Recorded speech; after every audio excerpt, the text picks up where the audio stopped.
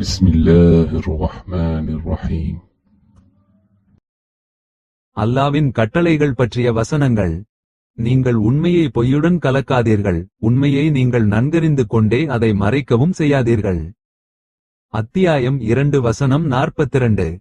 மனிதர்களே, பூமியிலுள்ளவற்றிலிருந்து உண்ண அனுமதிக்கப்பட்ட நல்லவற்றை உண்ணுங்கள், மேலும் ஷைத்தானின் அடிச்சுவடுகளை பின்பற்றாதீர்கள், நிச்சயமாக அவன் உங்களுக்கு பகிரங்கமான விரோதியாவான். அத்தியாயம் 2 வசனம் 168. நிச்சயமாக அவன் உங்களுக்கு ஏவுவதெல்லாம் தீயதையும் மானக்கேடானவற்றையும் நீங்கள் அறியாதவற்றை அல்லாவின் மீது பொய்யாக கூறுவதையும் தாம்.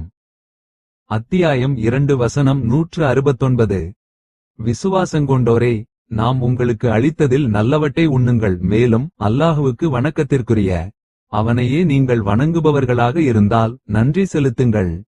அத்தியாயம் 2 வசனம் 172. உங்களின் மீது அல்லாஹுவாகிய அவன் ஹராம் என்று தடை ஆக்கியிருப்பதெல்லாம் தானாக செத்ததையும் இரத்தத்தையும் பன்றியின் மாமிசத்தையும் அல்லாஹ் அல்லாதவருக்காக அறுப்பு பிராணிகளில் எதற்கு பெயர் கூறப்பட்டு விடப்பட்டதோ அதையும் தான். ஆகவே எவரேனும் பாவம் செய்யும் நோக்கமில்லாமலும் வரம்பு மீறாமலும் இருந்து இவற்றை புசிக்க நிர்பந்திக்கப்பட்டுவிட்டால் அவர் மீது குற்றமாகாது, நிச்சயமாக அல்லாஹ் மிக்க மன்னிக்கிறவன் மிக கிருபையுடையவன். அத்தியாயம் 2 வசனம் 173.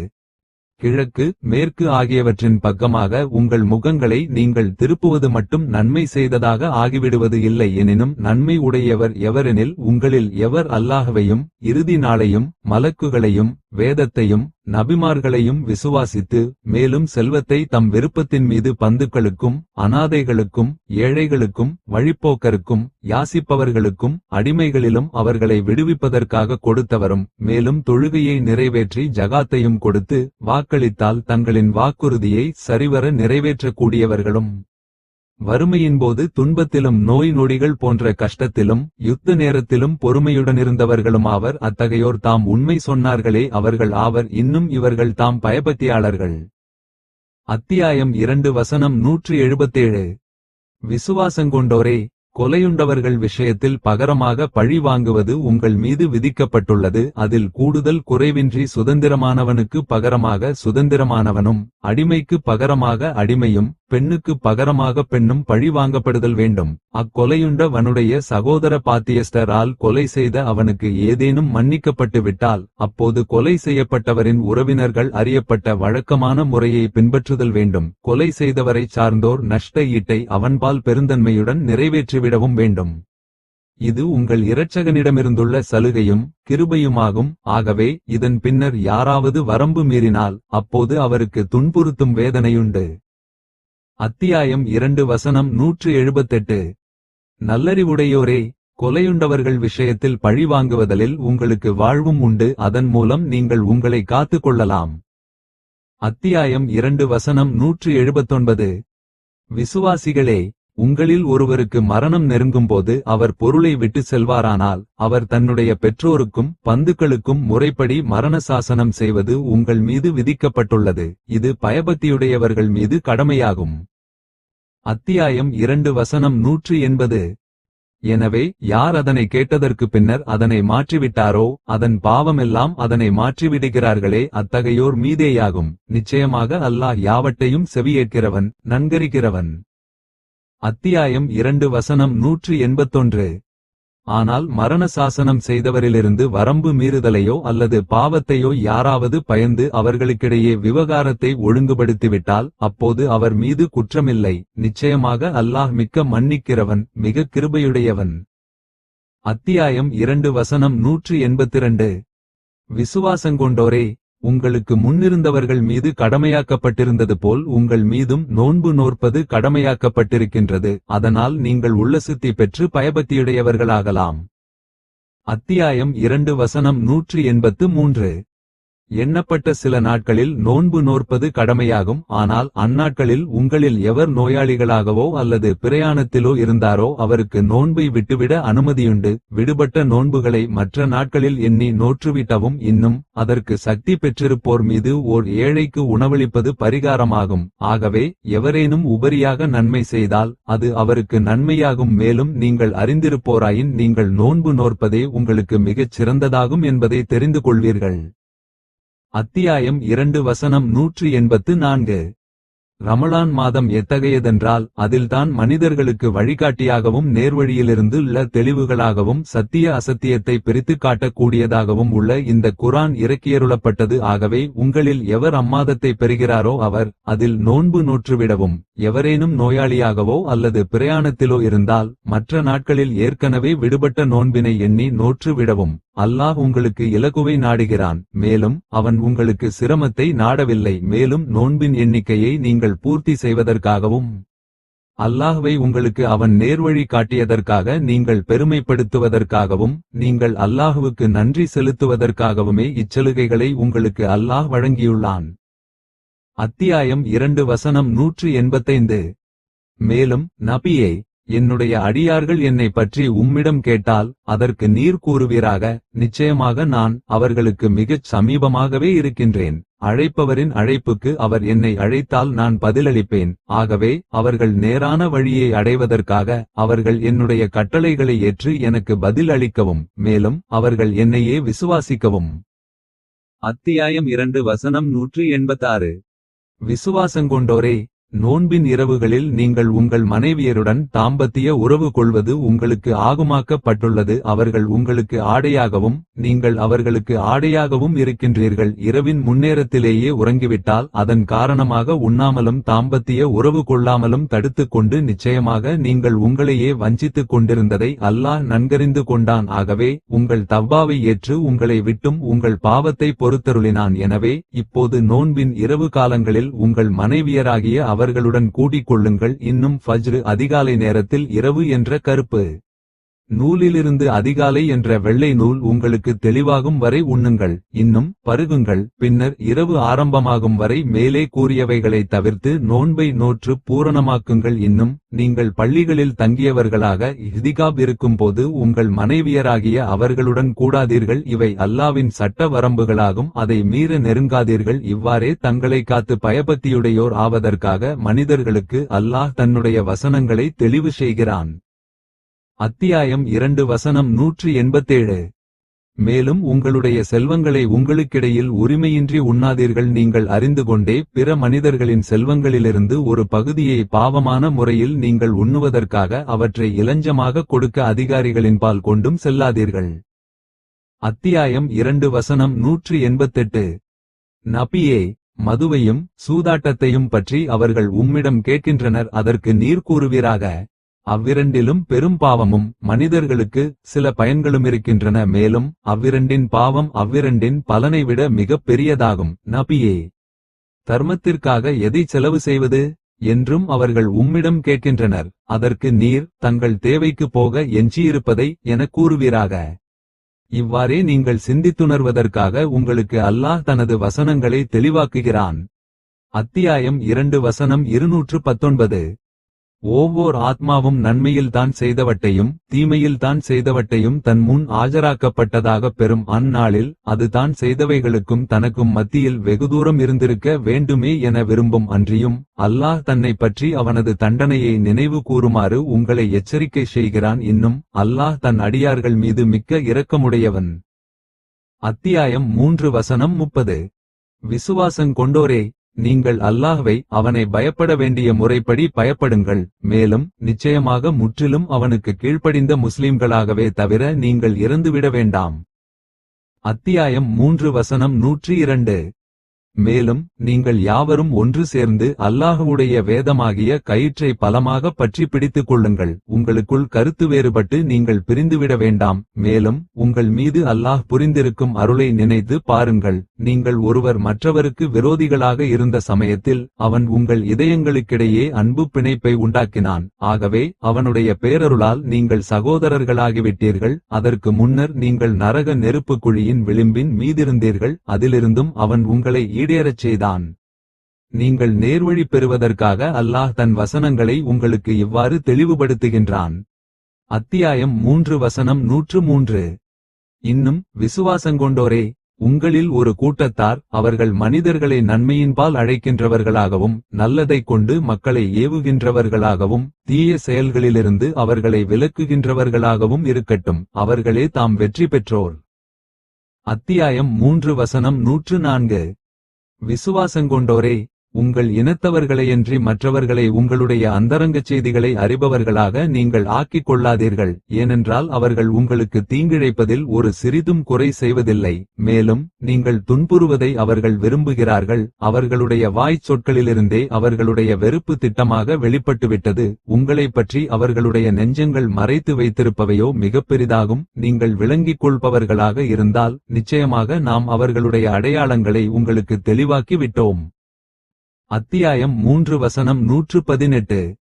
விசுவாசங்கொண்டோரே, தெரிந்து கொள்ளுங்கள், நீங்கள் அவர்களை நேசிக்கிறீர்கள், அவர்களோ உங்களை நேசிப்பதில்லை. நீங்கள் வேதங்கள் யாவற்றையும் விசுவாசிக்கிறீர்கள், இன்னும் அவர்கள் உங்களைச் சந்தித்தால் நாங்கள் விசுவாசிக்கிறோம் என்று கூறுகின்றனர். இன்னும் உங்களிலிருந்து விலகி அவர்கள் தனித்து விட்டாலோ உங்கள் மீதுள்ள ஆத்திரத்தினால் தங்கள் கை விரல்களின் நுனிகளை கடித்துக் கொள்கின்றனர். ஆகவே நபியே, அவர்களிடம் நீர் கூறுவீராக, உங்கள் ஆத்திரத்திலேயே நீங்கள் இறந்து விடுங்கள். நிச்சயமாக அல்லாஹ் உங்கள் நெஞ்சங்களில் உள்ளவற்றை நன்கறிகிறவன். அத்தியாயம் 3 வசனம் 119.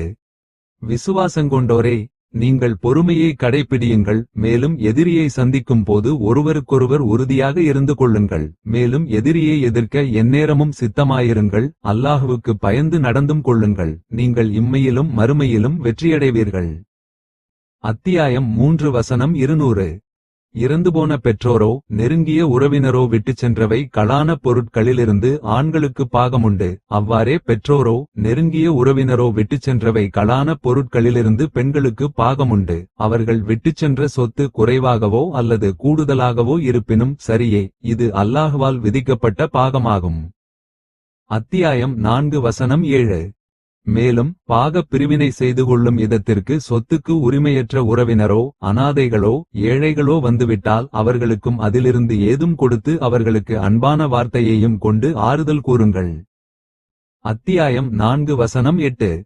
மேலும் அல்லாஹ்வையே வணங்குங்கள், அவனுக்கு யாதொன்றையும் இணையாக்காதீர்கள். பெற்றோர்க்கு உபகாரம் செய்யுங்கள். அவ்வாறே உறவினருக்கும் அனாதைகளுக்கும் ஏழைகளுக்கும் உறவினரான அண்டை வீட்டினருக்கும் அந்நியரான அண்டை வீட்டினருக்கும் எப்பொழுதும் உங்களுடன் இருக்கக்கூடிய நண்பர்களுக்கும் வழிப்போக்கர்களுக்கும் உங்களுடைய வலக்கரங்கள் சொந்தமாக்கி கொணடவர்களுக்கும் அன்புடன் உபகாரம் செய்யுங்கள். கர்வங்கொண்டவனாக பெருமையாளனாக இருப்போரை நிச்சயமாக அல்லாஹ் நேசிக்க மாட்டான். அத்தியாயம் 4 வசனம் 36. விசுவாசங்கொண்டோரே, நீங்கள் அல்லாஹுவுக்கு கீழ்ப்படியுங்கள், அவனது தூதருக்கும் கீழ்ப்படியுங்கள். இன்னும் உங்களில் அல்லாஹுவுக்கும் அவனது தூதருக்கும் கீழ்ப்படிந்து நடக்கும் அதிகாரம் உடைய தலைவர்களுக்கும் கீழ்ப்படியுங்கள். ஆனால் யாதொரு விஷயத்தில் நீங்கள் பிணங்கிக் கொண்டால் அதனை அல்லாஹ்விடமும் அவனது தூதரிடமும் திருப்பி ஒப்படைத்து விடுங்கள். அவர்களுடைய தீர்ப்பை நீங்கள் திருப்தியாகவே ஏற்றுக்கொள்ளுங்கள். மெய்யாகவே நீங்கள் அல்லாஹ்வையும் இறுதி நாளையும் விசுவாசங்கொண்டவர்களாக இருந்தால் இதுதான் நன்மையாகவும் மிக அழகான முடிவாகவும் இருக்கும். அத்தியாயம் 4 வசனம் 59. தர்மத்தைப் பற்றி அல்லது நன்மையானவற்றைப் பற்றி அல்லது மனிதர்களுக்கிடையில் சமாதானம் ஏற்படுத்துவதைப் பற்றி ஏவியவரைத் தவிர அவர்கள் பேசும் இரகசியங்களில் பெரும்பாலானவற்றில் யாதொரு நன்மையுமில்லை. மேலும் அல்லாவின் பொருத்தத்தை நாடி அதைச் செய்தால் நாம் அவர்களுக்கு மகத்தான நற்கூலியை தருவோம். அத்தியாயம் 4 வசனம் 114. விசுவாசங்கொண்டோரே, நீங்கள் சாட்சி கூறினால் அது உங்களுக்கோ அல்லது உங்கள் பெற்றோருக்கோ அல்லது நெருங்கிய உறவினருக்கோ விரோதமாக இருந்த போதிலும் நீதியை நிலைநிறுத்தியவர்களாக அல்லாஹுவுக்காகவே சாட்சி கூறுபவர்களாக இருங்கள். சாட்சி கூறப்படும் அவர் பணக்காரராக இருந்தாலும் சரி அல்லது ஏழையாக இருந்தாலும் சரி உண்மையையே கூறுங்கள். அல்லாஹ் அவ்விருவருக்கும் அவர்களை காப்பாற்றுவதற்கு மிக உரியவன். இன்னும் நீங்கள் நியாயம் வழங்குவதில் உங்கள் மனோ இச்சையை பின்பற்றாதீர்கள். நீங்கள் சாட்சியத்தை மாற்றி கூறினாலும் அல்லது சாட்சி கூறாது புறக்கணித்தாலும் நிச்சயமாக அல்லாஹ் நீங்கள் செய்பவற்றை நன்குணர்பவனாக இருக்கின்றான். அத்தியாயம் 4 வசனம் 135. மேலும் அல்லாஹுவுடைய வசனங்களை அவற்றை நிராகரிக்கப்படுவதையோ அல்லது பரிகசிக்கப்படுவதையோ நீங்கள் செவியுற்றால் அவர்கள் இதனை தவிர்த்து வேறு விஷயத்தில் ஈடுபடும் வரையில் நீங்கள் அவர்களுடன் உட்கார வேண்டாம் என நிச்சயமாக அல்லாஹ்வாகிய அவன் இவ்வேதத்தில் உங்களுக்கு இறக்கி வைத்திருக்கிறான். அவ்வாறு உட்கார்ந்தால் அந்நேரத்தில் நிச்சயமாக நீங்களும் அவர்களைப் போன்றுதான் ஆவீர்கள். நிச்சயமாக அல்லாஹ் வேஷதாரிகளான முனாஃபிக்குகள் இன்னும் நிராகரிப்போர்கள் அனைவரையும் நரகத்தில் ஒன்று சேர்த்துவிடக்கூடியவன். அத்தியாயம் 4 வசனம் 140. விசுவாசிகளே, தானாகச் செத்ததும் இரத்தமும் பன்றியின் இறைச்சியும் அல்லாஹ்வை அல்லாதவருக்காக அறுப்பு பிராணிகளில் எதற்கு பெயர் கூற அப்பட்டுவிட இப்பட்டதோ அதுவும் கழுத்து நெறிபட்டு செத்ததும் அடிபட்டு செத்ததும் மேலிருந்து கீழே விழுந்து செத்ததும் கொம்பால் குத்திக் கொண்டு செத்ததும் சிங்கம் புலி சிறுத்தை போன்ற வனவிலங்குகள் தின்றவையும் உங்களுக்கு விலக்கப்பட்டிருக்கின்றன. உண்ண அனுமதிக்கப்பட்டவற்றில் அவை உயிரோடிருந்து பிஸ்மில்லாஹ் சொல்லி நீங்கள் அறுத்தவைகளைத் தவிர அவற்றை உண்ணலாம். இதர வணக்கங்கள் செய்வதற்காக நடப்பட்டவைகளுக்காக அறுக்கப்பட்டவைகளும் அம்புகள் மூலம் அவற்றை எய்துகுறி கேட்டு நீங்கள் பாகம் பிரித்துக் கொள்வதும் பாவமாகும். இன்றைய தினம் நிராகரிப்போர் உங்கள் மார்க்கத்தை அழித்து விடலாம் என்பதை இப்பற்றிய நம்பிக்கையை இழந்துவிட்டனர். ஆகவே அவர்களுக்கு நீங்கள் பயப்பட வேண்டாம், எனக்கே பயப்படுங்கள். இன்றைய தினம் உங்களுக்காக உங்களுடைய மார்க்கத்தை நான் பரிபூரணமாக்கி வைத்துவிட்டேன். என்னுடைய அருட்கொடையை உங்களின் மீது முழுமையாமாக்கி விட்டேன். இன்னும் உங்களுக்காக இஸ்லாத்தை மார்க்கமாக நான் பொருந்திக் கொண்டேன். ஆகவே எவர் பாவத்தின்பால் சாயாதவராக பசியின் கொடுமையினால் நிர்பந்திக்கப்பட்டு மேலே கூறப்பட்ட விலக்கப்பட்டவைகளை புசித்துவிட்டால் அது குற்றமாகாது. ஏனென்றால் நிச்சயமாக அல்லாஹ் மிக்க மன்னிக்கிறவன் மிக கிருபையுடையவன். அத்தியாயம் 5 வசனம் 3. நபியே, உண்ணுவதற்கு தங்களுக்கு ஆகுமாக்கப்பட்டவை எவை என்று அவர்கள் உம்மிடம் கேட்கின்றனர். அதற்கு நீர் கூறுவீராக, சுத்தமான நல்ல பொருட்கள் உங்களுக்கு ஆகுமாக்கப்பட்டுள்ளன. இன்னும் வேட்டையாட நீங்கள் பயிற்சி அளித்தவர்களாக இருக்க அல்லாஹ் உங்களுக்கு கற்றுத்தந்தவற்றிலிருந்து அவைகளுக்கு நீங்கள் வேட்டையாட கற்றுக் கொடுப்பவர்களாக இருக்க நாய் சிறுத்தை ராஜாளி போன்ற வேட்டை பிராணிகளில் நீங்கள் கற்றுக் கொடுத்தவைகள் வேட்டையாடிய தூம் உங்களுக்கு உண்ணுவது ஆகுமாக்கப்பட்டுள்ளது. எனவே அவை வேட்டையாடி தாம் புசிக்காமல் உங்களுக்காக பிடித்து வைத்திருப்பவற்றிலிருந்து அவை இறந்து விட்டபோதிலும் நீங்கள் புசியுங்கள். எனினும் வேட்டைக்கு அனுப்பும் பொழுது பிஸ்மில்லாஹ் என்று அவற்றின் மீது அல்லாவின் பெயரை கூறுங்கள். இன்னும் அல்லாஹுவுக்கு பயந்து கொள்ளுங்கள். நிச்சயமாக அல்லாஹ் கேள்வி கணக்கு கேட்பதில் மிக துரிதமானவன். அத்தியாயம் 5 வசனம் 4. விசுவாசங்கொண்டோரே, நீங்கள் அல்லாஹுவுக்காக நீதியை கொண்டு சாட்சி கூறுகிறவர்களாக உண்மையின் மீது நிலைத்தவர்களாக ஆகிவிடுங்கள். எந்த சமூகத்தவரின் விரோதமும் நீங்கள் நீதமாக நடந்து கொள்ளாதிருக்க உங்களை திண்ணமாக தூண்டிவிட வேண்டாம். எவ்வளவு விரோதமிருந்த போதிலும் நீங்கள் நீதி செலுத்துங்கள். அதுதான் பயபக்திக்கு மிக நெருக்கமானதாகும். இன்னும் எல்லா நிலைகளிலும் நீங்கள் அல்லாஹ்வை பயப்படுங்கள். நிச்சயமாக அல்லாஹ் நீங்கள் செய்பவற்றை நன்கு உணர்கின்றான். அத்தியாயம் 5 வசனம் 8. இதன் காரணமாகவே எவரொருவர் மற்றோர் ஆத்மாவின் கொலைக்கு பிரதியாகவோ அல்லது பூமியில் உண்டாகும் குழப்பத்தினை தடை செய்ததற்காகவோ தவிர அநியாயமாக மற்றொருவரை கொலை செய்கின்றாரோ அவர் மனிதர்கள் யாவரையுமே கொலை செய்தவர் போலாவார் என்றும், எவர் அதனை ஓர் ஆத்மாவை வாழவைக்கின்றாரோ அவர் மனிதர்கள் யாவரையுமே வாழவைத்தவர் போலாவார் என்றும் இஸ்ராயேலின் மக்களின் மீது நாம் விதியாக்கப்பட்டு விட்டோம். மேலும் நம்முடைய தூதர்கள் பலர் அவர்களிடம் நிச்சயமாக தெளிவான அத்தாட்சிகளையும் கொண்டு வந்திருந்தார்கள். அப்பால் நிச்சயமாக அவர்களில் பெரும்பாலோர் இதற்கு பின்னரும் பூமியில் வரம்பு கடந்தவர்களாகவே இருந்தனர். அத்தியாயம் 5 வசனம் 32. உங்கள் சத்தியங்களில் வீணானவற்றைக் கொண்டு அல்லாஹ் உங்களை இக்குற்றம் பிடிக்க மாட்டான். எனினும் ஏதேனும் ஒன்றை உறுதிப்படுத்த நீங்கள் செய்யும் சத்தியத்தை பற்றி அதில் தவறினால் உங்களை பிடிப்பான். எனவே அதில் தவறி அந்த சத்தியத்தை முறித்துவிட்டால் அதற்கு பரிகாரமாவது நீங்கள் உங்கள் குடும்பத்தினருக்கு உண்ணக் கொடுக்கும் ஆகாரத்தில் மத்தியதரமான ஆகாரத்திலிருந்து 10 ஏழைகளுக்கு உண்ணக் கொடுப்பதாயிருக்கும், அல்லது அவர்களுக்கு ஆடை அணிவித்தலாயிருக்கும், அல்லது ஓர் அடிமையை விடுதலை செய்தலாயிருக்கும். ஆகவே எவர் பரிகாரத்திற்குரிய எதையும் பெறவில்லையோ அப்போது 3 நாட்களுடைய நோன்பு நோற்பது அதற்குப் பரிகாரம் ஆகும். இதுதான் உங்களுடைய சத்தியங்களுக்கு நீங்கள் சத்தியம் செய்து முறித்துவிட்டால் பரிகாரமாகும். இன்னும் நீங்கள் உங்கள் சத்தியங்களை பேணி காப்பாற்றிக் கொள்ளுங்கள். நீங்கள் அல்லாஹுவுக்கு நன்றி செலுத்துவதற்காக அவன் தன்னுடைய வசனங்களை இவ்வாறு உங்களுக்கு விளக்குகின்றான். அத்தியாயம் 5 வசனம் 89. விசுவாசங்கொண்டோரே, நிச்சயமாக மதுவும் சூதாட்டமும் வணக்கத்திற்காக நடப்பட்டுள்ளவை களான சிலைகளும் குறிபார்க்கும் சூதாட்ட அம்புகளும் ஆகிய இவையாவும் ஷைத்தானுடைய செயலிலுள்ள அருவருக்கத்தக்கவையாகும். ஆகவே இவைகளை தவிர்த்துக் கொள்ளுங்கள், அதனால் நீங்கள் வெற்றி பெறுவீர்கள். அத்தியாயம் 5 வசனம் 90. நிச்சயமாக ஷைத்தான் நாடுவதெல்லாம் மதுவிலும் சூதாட்டத்திலும் அதன் மூலம் உங்களுக்கிடையில் விரோதத்தையும் வெறுப்பையும் உண்டு பண்ணவும், அல்லாஹ்வை நினைவு கூறுவதை விட்டும் தொழுகையை நிறைவேற்றுவதை விட்டும் உங்களை அவன் தடுப்பதையுமேயாகும். ஆகவே அவைகளிலிருந்து நீங்கள் விலகிக் கொள்கிறீர்களா? அத்தியாயம் 5 வசனம் 91. அல்லாஹுவுக்கு கீழ்ப்படியுங்கள், அவனுடைய தூதருக்கும் கீழ்ப்படியுங்கள், மாறு செய்யாது எச்சரிக்கையாகவுமிருங்கள். எனவே இதனை நீங்கள் புறக்கணித்துவிட்டால் அப்போது நிச்சயமாக நம் தூதர் மீது கடமையெல்லாம் நம் கட்டளைகளை உங்களுக்கு தெளிவாக எத்தி வைப்பதுதான் என்பதை நீங்கள் அறிந்து கொள்ளுங்கள். அத்தியாயம் 5 வசனம் 92. விசுவாசங்கொண்டோரே, நபியிடம் பல விஷயங்களைப் பற்றி கேட்காதீர்கள். அவைகள் உங்களுக்கு வெளிப்படுத்தப்பட்டால் அவை உங்களுக்கு வருத்தம் தரக்கூடும். மேலும் இந்த குர்ஆன் இறக்கப்படுகின்ற சமயத்தில் அவை பற்றி நீங்கள் கேட்பீர்களானால் அவை உங்களுக்கு தெளிவாக்கப்பட்டுவிடும். வீணாக கேட்டுக்கொண்டிருந்த அதனை பற்றி அல்லாஹ் உங்களை மன்னித்து விட்டான். மேலும் அல்லாஹ்வோ மிக்க மன்னிக்கிறவன், மிகுந்த சகிப்புத்தன்மையுடையவன். அத்தியாயம் 5 வசனம் 101. உங்களுக்கு முன்னிருந்தவர்களில் ஒரு கூட்டத்தார் அவற்றை அவர்களுடைய நபியிடம் இவ்வாறே திட்டமாக கேட்டுக் கொண்டிருந்தனர். அவை பற்றி அவர்களுக்கு தெளிவு செய்யப்பட்ட பின்னர் அவர்கள் அவற்றை நிராகரிப்பவர்களாக ஆகிவிட்டனர். அத்தியாயம் 5 வசனம் 102. விசுவாசங்கொண்டோரே, உங்களில் ஒருவருக்கு மரணம் சம்பவிக்க அதன் அடையாளங்கள் காணப்பட்டு ஆஜராகிவிட்டால் அவர் மரண சாசனம் செய்யும் சமயத்தில் உங்களுக்கிடையில் சாட்சி உங்களின் சுற்றத்தாரிலிருந்து நீதியுடைய இருவர் இருத்தல் வேண்டும். அல்லது நீங்கள் பூமியில் பிரயாணம் செய்து அப்பொழுது மரணத் துன்பம் உங்களை பீடித்துவிட்டால் உங்களையல்லாத வேறு இருவர் சாட்சிகளாக இருத்தல் வேண்டும். அந்த சாட்சிகளை பற்றி வாரிசுதாரர்களாகிய நீங்கள் சந்தேகப்பட்டால் தொழுகைக்கு பின் அவ்விருவரையும் நீங்கள் தடுத்து வைப்பீர்கள். அப்போது அவ்விருவரும் அல்லாஹ்வைக் கொண்டு அதனை நீதியாக சாட்சி கூறுவதன் மூலம் எங்களுக்கு அல்லாஹ்விடம் கிடைக்க இருக்கும் வாக்கியத்தை பொய்ச்சாட்சி கூறுவதைக் கொண்டு இவ்வுலகில் எங்களுக்கு கிடைக்கும் சொற்ப கிரயத்திற்கு விற்று விடமாட்டோம். எவருக்கு சாட்சியம் கூறுகிறோமோ அவர் சுற்றத்தாராக இருந்தாலும் சரியே. இன்னும் அல்லாவின் சாட்சியத்தை மறைக்கவும் மாட்டோம். அவ்வாறு மறைத்தால் நிச்சயமாக நாங்கள் அப்பொழுது குற்றவாளிகளில் ஆகிவிடுவோம் என்று கூறி அவ்விருவரும் அல்லாஹ்வைக் கொண்டு சத்தியம் செய்வர். அத்தியாயம் 5 வசனம் 106.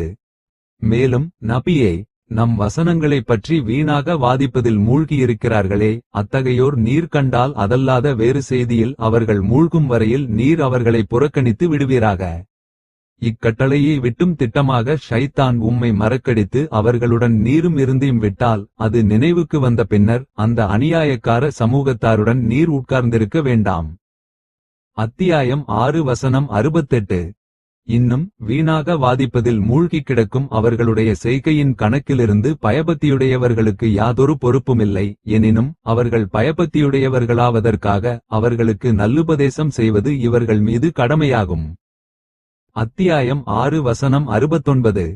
நபியே, அவர்களிடம் நீர் கூறுவீராக, வாருங்கள், உங்கள் இரட்சகன் உங்களுக்கு விலக்கியிருப்பவற்றையும் ஏவியிருப்பவற்றையும் நான் உங்களுக்கு ஓதி காண்பிக்கிறேன். அவை யாவன? அவனுக்கு எதையும் நீங்கள் இணையாக்காதீர்கள். இன்னும் உங்கள் பெற்றோருக்கு அன்புடன் உபகாரம் செய்யுங்கள். அவர்களோடு நன்றியுடன் நடந்து கொள்ளுங்கள். வறுமைக்காக அதை பேந்து உங்கள் குழந்தைகளை நீங்கள் கொலை செய்துவிடாதீர்கள். உங்களுக்கும் அவர்களுக்கும் நாமே உணவளிக்கின்றோம். மேலும் மானக்கேடான காரியங்களை, அதில் வெளிப்படையானவற்றையும் இரகசியமானவற்றையும் செய்ய நீங்கள் நெருங்காதீர்கள். இன்னும் கொலை செய்யக்கூடாதென்று அல்லாஹ் தடுத்துள்ள எந்த ஆத்மாவையும் நியாயமான உரிமையின்றி கொலை செய்யாதீர்கள். மேற்கூறப்பட்ட உபதேசங்களடங்கிய அவை நீங்கள் அவனுடைய ஏவல் விலக்கல் பற்றிய கட்டளைகளை அறிந்து விளங்கிக் கொள்வதற்காக அவற்றை கொண்டு அவன் உங்களுக்கு ஏவுகிறான். அத்தியாயம் 6 வசனம் 151. அனாதையின் பொருளை அவர் பிராயமடையும் வரையில் நியாயமான முறையிலன்றி அனுபவிக்க நெருங்காதீர்கள். அளவையும் நிறுவையையும் நீதமாக நிறைவு செய்யுங்கள். எந்த ஒரு ஆத்மாவையும் அதன் சக்திக்குட்பட்டதைத் தவிர நாம் கஷ்டப்படுத்துவதில்லை. நீங்கள் பேசினால் பாதிக்கப்படுபவர் நெருங்கிய உறவினராயினும் சரியே நீதத்தையே கூறுங்கள். நீங்கள் அல்லாஹ்விடம் செய்த வாக்குறுதியையும் பூரணமாக நிறைவேற்றுங்கள். மேற்கூறப்பட்ட உபதேசங்களடங்கிய அவை நீங்கள் நினைவு கூர்வதற்காக அவற்றைக் கொண்டு அவன் உங்களுக்கு ஏவுகிறான். அத்தியாயம் 6 வசனம் 152. இன்னும் நிச்சயமாக இது நேரானதாக இருக்க என்னுடைய வழியாகும். ஆகவே இதனையே நீங்கள் பின்பற்றுங்கள். இன்னும் மற்ற வழிகளை பின்பற்றாதீர்கள். அவை அவனுடைய வழியிலிருந்து உங்களை பிரித்துவிடும். மேற்கூறப்பட்ட உபதேசங்களடங்கிய அவை நீங்கள் பயபக்தியுடையவர்களாவதற்காக இவற்றை அல்லாஹ்வாகிய அவன் உங்களுக்கு ஏவுகிறான் என்று கூறுவிவராக. அத்தியாயம் 6 வசனம் 153. என்னுடைய இரட்சகன் ஆகாதென்று தடுத்திருப்பதெல்லாம் மானக்கேடான செயல்களை, அவற்றில் வெளிப்படையானதையும் மறைமுகமானதையும், இதர பாவத்தையும், உரிமையின்றி வரம்பு மீறுதலையும், அல்லாஹ்விற்கு நீங்கள் இணை வைப்பதையும், அதற்கு எந்தவித ஆதாரத்தையும் அவன் இறக்கி வைக்காதிருக்க இன்னும் நீங்கள் அறியாதவற்றை அல்லாவின் மீது பொய்யாகக் கூறுவதையும் தான் என்று நபியே நீர் கூறுவீராக. அத்தியாயம் 7 வசனம் 33. ஷைத்தானிலிருந்து ஓர் சிறிய ஊசலாட்டம் உமக்கு நிச்சயமாக ஊசாடுமானால் அல்லாஹ்வைக் கொண்டு நீர் காவல் தேடிக் கொள்வீராக. நிச்சயமாக அவன் செவியுறுகிறவன், யாவையும் நன்கறிகிறவன். அத்தியாயம் 7 வசனம் 200. நிச்சயமாக அல்லாஹுவுக்கு பயப்படுகிறார்களே அத்தகையோர், அவர்களை ஷைத்தானுடைய தவறான எண்ணம் தொட்டால் அவர்கள் அல்லாஹ்வை நினைவு கூறிவிடுவார்கள். அது சமயம் அவர்கள் கண் திறந்து விழிப்படைந்தவர்கள் ஆவர். அத்தியாயம் 7 வசனம் 201. இன்னும் மனிதர்களே, குர்ஆன் ஓதப்பட்டால் அதனை நீங்கள் செவிதாழ்த்திக் கேளுங்கள், வாய் பொத்தியும் இருங்கள், அதனால் நீங்கள் அருள் செய்யப்படலாம். அத்தியாயம் 7 வசனம் 204. நாங்கள் செவியுற்றோம் என்று வாயால் மட்டும் கூறி உண்மையாகச் செவியேற்காமல் இருந்தவர்களைப் போல் நீங்களும் ஆகிவிட வேண்டாம். அத்தியாயம் 8 வசனம் 21. விசுவாசங்கொண்டோரே, நீங்கள் அல்லாஹுவுக்கு பயப்படுவீர்களாயின் அவன் உங்களுக்கு பத்ரில் நடத்தியது போன்று தீர்க்கமான முடிவை ஆக்குவான். உங்களை விட்டும் பாவங்களை போக்கி உங்களை மன்னித்தும் விடுவான். இன்னும் அல்லாஹ் மிக்க மகத்தான பேரருளுடையவன். அத்தியாயம் 8 வசனம் 29. அல்லாஹுவுடைய பள்ளிகளை பரிபாலனம் செய்கிறவரெல்லாம் அல்லாஹுவையும் இறுதி நாளையும் விசுவாசித்து தொழுகையையும் நிறைவேற்றி ஜகாத்தும் கொடுத்து அல்லாஹுவையன்றி மற்றவருக்கும் பயப்படாமலும் இருக்கின்றவர்கள்தாம். எனவே அத்தகையோர் நேர்வழி பெற்றவர்களில் அவர்கள் இருக்க போதுமானவர்கள். அத்தியாயம் 9 வசனம் 18. விசுவாசங்கொண்டோரே, உங்களுடைய தந்தையர்களையும் உங்களுடைய சகோதரர்களையும் விசுவாசத்தை விட நிராகரிப்பை அவர்கள் நேசித்தால் நீங்கள் அவர்களை உங்கள் பாதுகாப்பாளர்களாக எடுத்துக்கொள்ள வேண்டாம். உங்களில் எவரேனும் அவர்களை பாதுகாப்பாளர்களாக எடுத்துக்கொண்டால் அவர்கள் தாம் அநியாயக்காரர்கள். அத்தியாயம் 9 வசனம் 23. மேலும் அல்லாவின் வாக்குறுதியை அதனை உறுதிப்படுத்திய பின்னர் முறித்து விடுகிறார்களே அவர்களும் இன்னும் சேர்த்து கொள்ளப்பட வேண்டுமென அல்லாஹ் கட்டளையிட்ட இரத்த சொந்தத்தை துண்டித்து பூமியில் குழப்பமும் செய்கிறார்களே அத்தகையோர், அவர்களுக்கு அல்லாஹுவுடைய சாபந்தான் உண்டு. அவர்களுக்கு நரகமான மிக கெட்ட வீடும் உண்டு. அத்தியாயம் 13 வசனம் 25. நபியே, நீர் குர்ஆனை ஓத ஆரம்பித்தால் விரட்டப்பட்ட ஷைத்தானை விட்டும் அல்லாஹ்விடம் காவல் தேடிக்கொள்வீராக. அத்தியாயம் 16 வசனம் 98. நிச்சயமாக ஷைத்தானாகிய அவன் விசுவாசங்கொண்டு தங்கள் காரியங்களை ஒப்படைத்து முழுமையாக தங்கள் இரட்சகனின் மீது நம்பிக்கையும் வைத்திருக்கிறார்களே அத்தகையவர்களின் மீது ஷைத்தானாகிய அவனுக்கு எவ்வித அதிகாரமுமில்லை. அத்தியாயம் 16 வசனம் 99.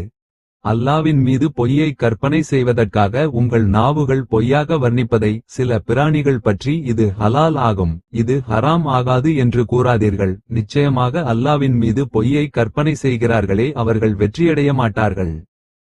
அத்தியாயம் 16 வசனம் 116.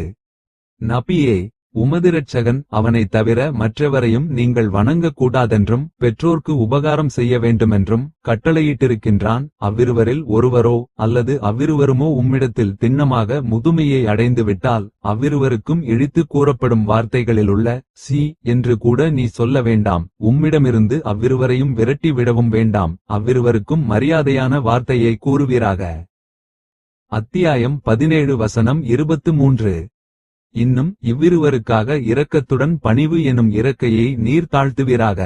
மேலும் என் இரட்சகனே, நான் குழந்தையாக இருந்தபொழுது மிக்க அன்பாக என்னை அவர்கள் வளர்த்தது போன்று நீயும் அவ்விருவருக்கும் அருள்புரிவாயாக என்றும் பிரார்த்தித்து கூறுவீராக. அத்தியாயம் 17 வசனம் 24. பெற்றோரை நடத்துவது பற்றி உங்கள் உள்ளங்களில் இருப்பதை உங்கள் இரட்சகன் மிக்க அறிந்தவன். நீங்கள் நன்னடத்தையுடையவர்களாக இருந்தால் அப்போது நிச்சயமாக மன்னிப்பு கோரி அல்லாஹ்வின்பால் திரும்புகின்றவர்களுக்கு அவன் மன்னிப்பவனாகவே இருக்கின்றான். அத்தியாயம் 17 வசனம் 25. இன்னும் உறவினருக்கு அவரின் உரிமையை வழங்குவீராக. மேலும் ஏழைகளுக்கும் வழிப்போக்கருக்கும் அவரவர்களுடைய உரிமையை வழங்குவீராக. செல்வத்தை அளவு கடந்து வீண் விரயம் செய்யாதுமிருப்பீராக.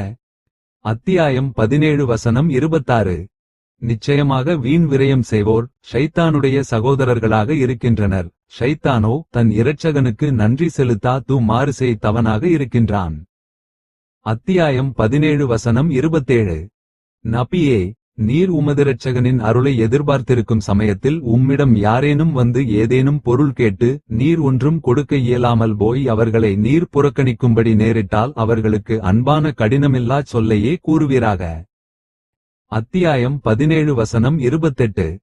மேலும் உலோபியைப் போன்று செலவு செய்யாது உம்முடைய கையை உம்முடைய கழுத்தில் கட்டப்பட்டதாக ஆக்கிக் கொள்ளாதீர். அன்றியும் உம்மிடம் இருப்பதை செலவழித்துவிட்டு அக்கையான தை ஒரே விரிப்பாக விரித்தும் விடாதீர். அதனால் நீர் நிந்திக்கப்பட்டவராக முடைப்பட்டவராக உட்கார்ந்து விடுவீர். அத்தியாயம் 17 வசனம் 29. நிச்சயமாக உமதிரட்சகன் தான் நாடியவர்களுக்கு வாழ்வாதாரத்தை விரிவாக கொடுக்கின்றான், தான் நாடியவர்களுக்கு அளவாகவும் கொடுக்கின்றான். ஏனென்றால் நிச்சயமாக அவன் தன் அடியார்களின் தன்மை களை நன்குணர்ந்தவனாக பார்ப்பவனாக இருக்கின்றான். அத்தியாயம் 17 வசனம் 30.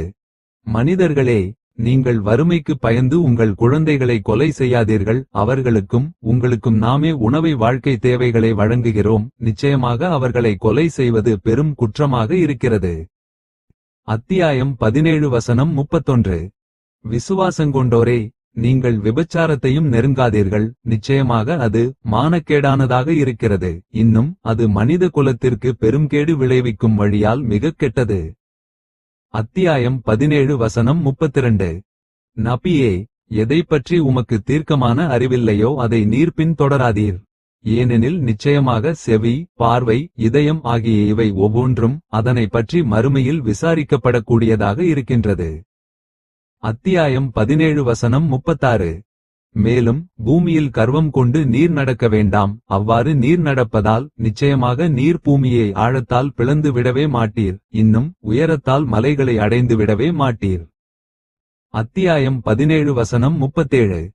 மேற்கூறப்பட்ட அவை ஒவ்வொன்றும் அதன் தீமை உமதிரட்சகனிடத்தில் வெறுக்கப்பட்டதாக இருக்கின்றது.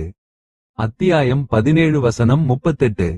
நபியே, மேற்கூறப்பட்ட அவை தீர்க்கமான அறிவிலிருந்து உம்முடைய இரட்சகன் உமக்கு வஹி மூலம் அறிவித்தவற்றில் உள்ளவையாகும். ஆகவே அல்லாஹுவுடன் மற்றோர் வணக்கத்திற்குரியவனை இணையாக ஆக்காதீர். அவ்வாறு செய்தால் அப்பொழுது நிந்திக்கப்பட்டவராக, அல்லாவின் அனைத்து நன்மைகளிலிருந்து தூரமாக்கப்பட்டவராக நரகத்தில் நீர் எறியப்படுவீர். அத்தியாயம் 17 வசனம் 39.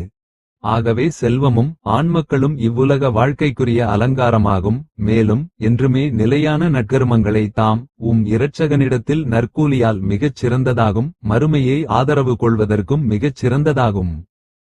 அத்தியாயம் 18 வசனம் 46. விசுவாசங்கொண்டோரே, உங்கள் வீடுகள் அல்லாத வேறு வீடுகளில் நீங்கள் நுழைய அவசியம் ஏற்பட்டால் அவ்வீடுகளில் உள்ளவர்களிடம் நீங்கள் 3 முறை அனுமதி கோரி அவ்வீடுகளில் உள்ளோருக்கு சலாம் கூறாதவரை அவற்றில் நுழையாதீர்கள். இவ்வாறு நடந்து கொள்வதுவே உங்களுக்கு மிகச் சிறந்ததாகும். நீங்கள் நல்லுபதேசம் பெறும் பொருட்டு இது உங்களுக்கு கூறப்படுகிறது. அத்தியாயம் 24 வசனம் 27. அவற்றில் எவரையுமே நீங்கள் காணவில்லை என்றால் உங்களுக்கு அனுமதியளிக்கப்படும் வரையில் அவற்றில் நுழையாதீர்கள். மேலும் நீங்கள் திரும்பிவிடுங்கள் என்று அவற்றில் உள்ளோரிடமிருந்து உங்களுக்கு கூறப்பட்டால் நீங்கள் திரும்பிவிடுங்கள். அதுவே உங்களுக்கு மிக பரிசுத்தமானதாகும். இன்னும் நீங்கள் செய்பவைகளை அல்லாஹ் நன்கறிகிறவன். அத்தியாயம் 24 வசனம் 28.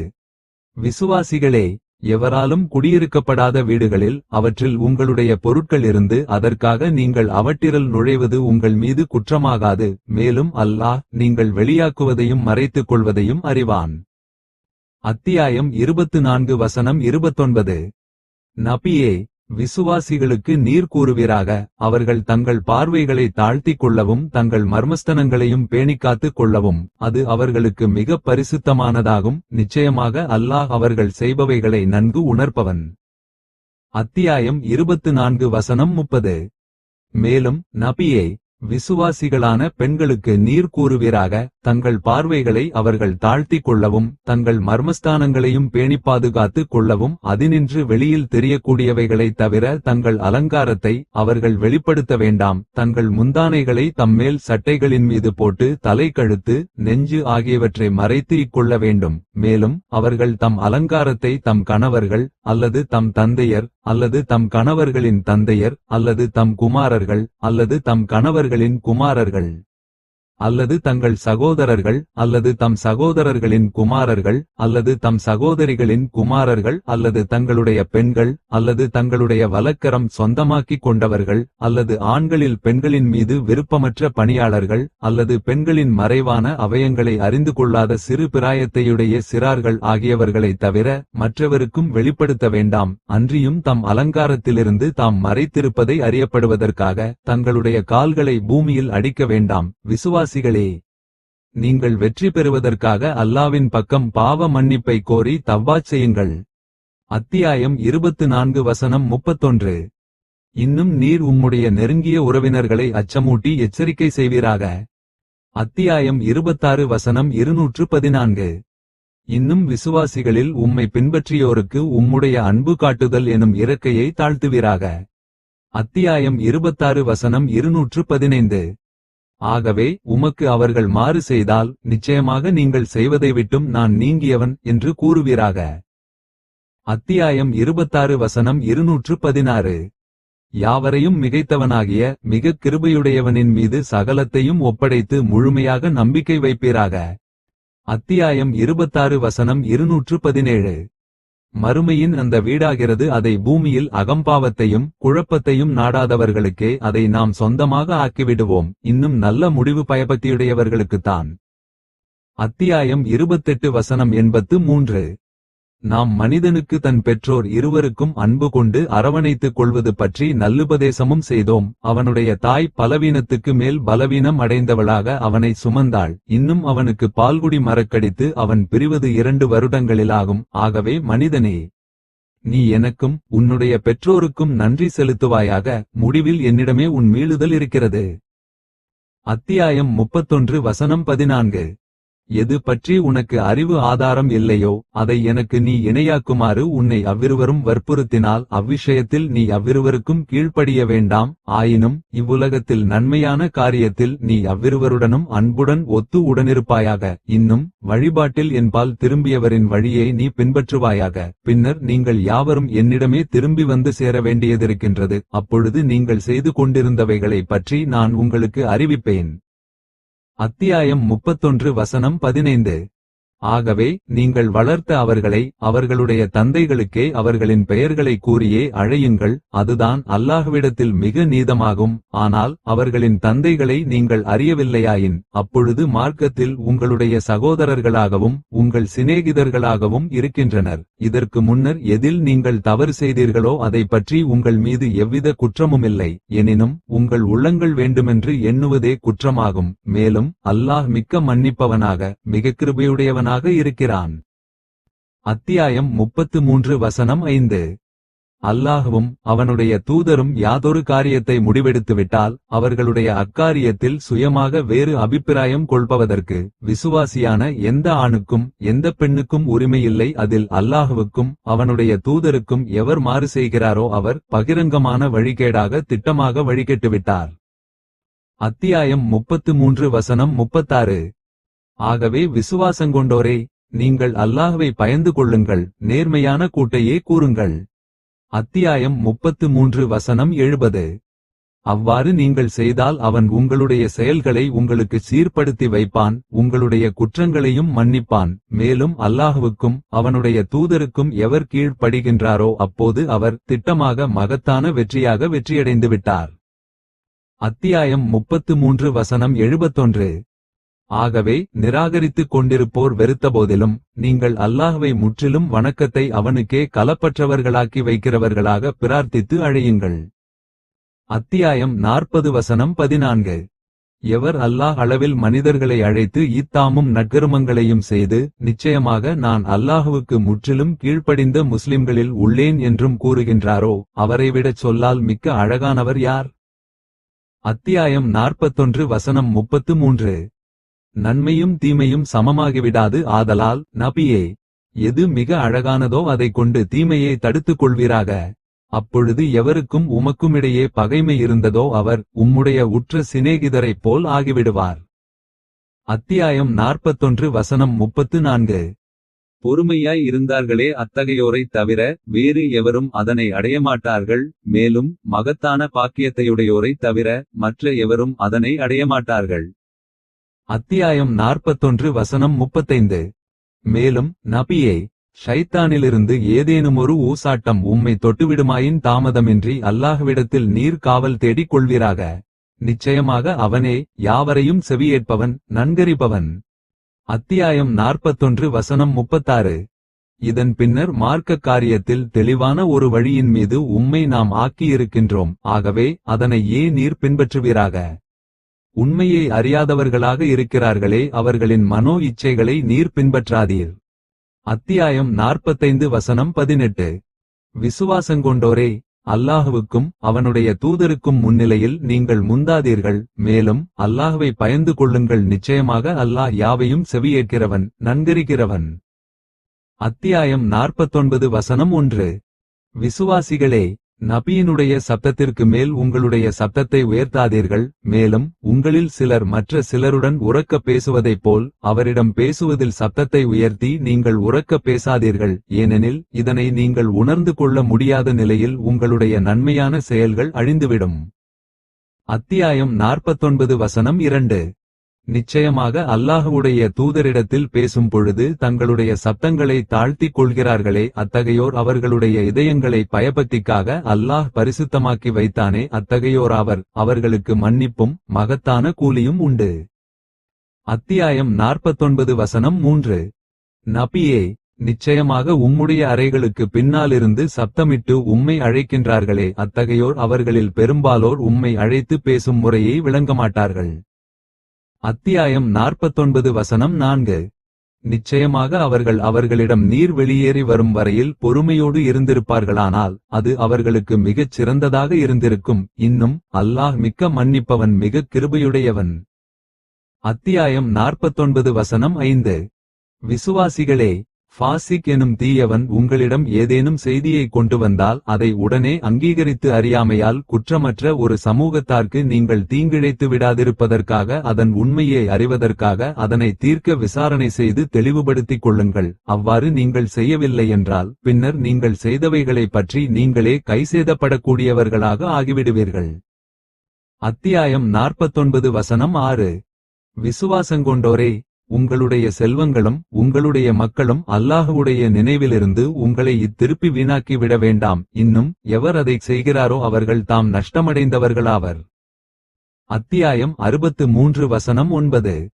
உங்களில் ஒருவருக்கு மரணம் வருவதற்கு முன்பாகவே நாம் உங்களுக்கு கொடுத்தவற்றிலிருந்து தர்மமாக செலவு செய்யுங்கள். அவ்வாறு செய்யாதவர் தன் மரண தருவாயில், என் இரட்சகனே, சமீப தவணையின்பால் என்னை நீ பிற்படுத்த வேண்டாமா? அவ்வாறு பிற்படுத்தினால் நான் தர்மம் செய்வேன், இன்னபிற நற்கருமங்களை செய்து நல்லோர்களிலும் உள்ளவனாக நான் ஆகிவிடுவேன் என்று கூறுவான். அத்தியாயம் 63 வசனம் 10. எத்துன்பமும் அல்லாஹ்வுடைய அனுமதி கொண்டே தவிர எவரையும் பீடிப்பதில்லை. ஆகவே எவர் அல்லாஹ்வை விசுவாசிக்கிறாரோ அவருடைய இதயத்திற்கு அல்லாஹ்வினால் ஏற்படுத்தப்பட்டதை பொருந்திக் கொண்டு பொறுமையுடனிருக்க அவன் வழிகாட்டுகிறான். அன்றியும் அல்லாஹ் ஒவ்வொரு பொருளையும் நன்கறிகிறவன். அத்தியாயம் 64 வசனம் 11. விசுவாசங்கொண்டோரே, நிச்சயமாக உங்கள் மனைவியரிலும் உங்கள் பிள்ளைகளிலும் உங்களுக்கு விரோதிகள் இருக்கின்றனர். ஆகவே அவர்களை பற்றி நீங்கள் எச்சரிக்கையாக இருந்து கொள்ளுங்கள். மேலும் அவர்களில் ஏற்பட்டவற்றை நீங்கள் மன்னித்து அதை பொருட்படுத்தாதும் விட்டுவிட்டு இன்னும் அவர்களின் குற்றங்களை பொறுத்தருள்வீர்களாயின் நிச்சயமாக அல்லாஹ்வும் உங்களுடைய பாவங்களை மிக்க மன்னிக்கிறவன், மிக கிருபையுடையவன். அத்தியாயம் 64 வசனம் 14. நிச்சயமாக உங்களுடைய செல்வங்களும் உங்களுடைய பிள்ளைகளும் உங்களுக்கு ஒரு சோதனையேயாகும். அல்லாஹ் அவனிடமே மகத்தான கூலி இருக்கின்றது. அத்தியாயம் 64 வசனம் 15. ஆகவே இயன்ற அளவிற்கு அல்லாஹ்வை நீங்கள் பயந்து கொள்ளுங்கள், அவனின் கட்டளைகளுக்குச் செவியும் சாயுங்கள். மேலும் அவனுக்கு கீழ்ப்படியுங்கள். உங்களின் நலனுக்காக அல்லாஹ்வின் வழியில் செல்வங்களை செலவும் செய்யுங்கள். தன் மனதின் உலோபத்தனத்திலிருந்து எவர் காக்கப்படுகிறாரோ அவர்கள் தாம் வெற்றி பெற்றவர்கள். அத்தியாயம் 64 வசனம் 16.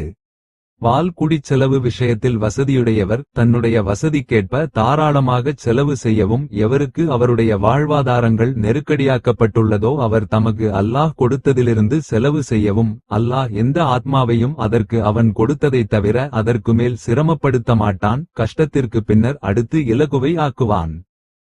அத்தியாயம் 65 வசனம் 7. ஆகவே நீர் அனாதையை கடிந்து கொள்ளாதீர். அத்தியாயம் 93 வசனம் 9. இன்னும் தர்மம் கேட்பவரை விரட்டாதீர்.